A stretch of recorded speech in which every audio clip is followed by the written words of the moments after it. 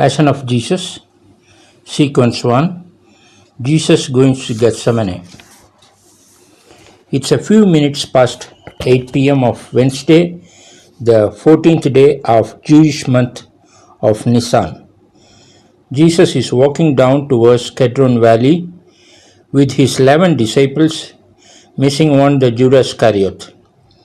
Jesus is on the way to his usual rest and prayer place called Gethsemane in the Olive Hills. The moon is shining bright and it's a full moon day. The new day has started just an hour back at the sunset.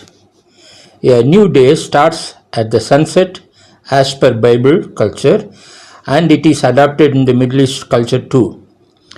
Every Hebrew month, first day is a new moon day and the 14th is a full moon day. Just an hour back, he had his yearly Passover feast, and following that, he instituted a new feast called communion. The only two elements of communion are bread and wine. Before Passover, he washed the feet of all his 12 disciples, dipped a portion of his bread in bitter herbs, and gave it to Judas Iscariot to identify him as the betrayer, sent him away, and then instituted the communion supper. While they were taking part in communion, Jesus gives a long discourse. It is recorded by John in his Gospel in 14th, 15th, and 16th chapters, 3 full chapters.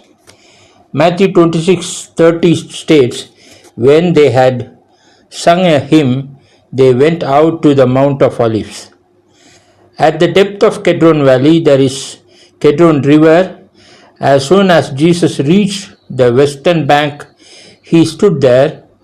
Before crossing the river, he uttered a prayer, which is recorded in John's Gospel, chapter 17. We identify the prayer as chief priestly prayer or farewell prayer. This is the longest prayer of Jesus recorded. After the prayer, he crossed the river and reached Gethsemane. At this juncture, Jesus states that the disciples will be scattered that night.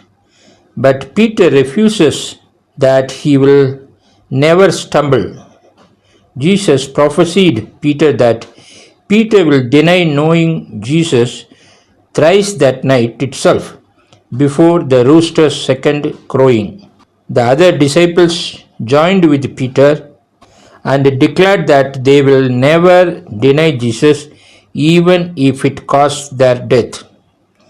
Let's meet at the next sequence.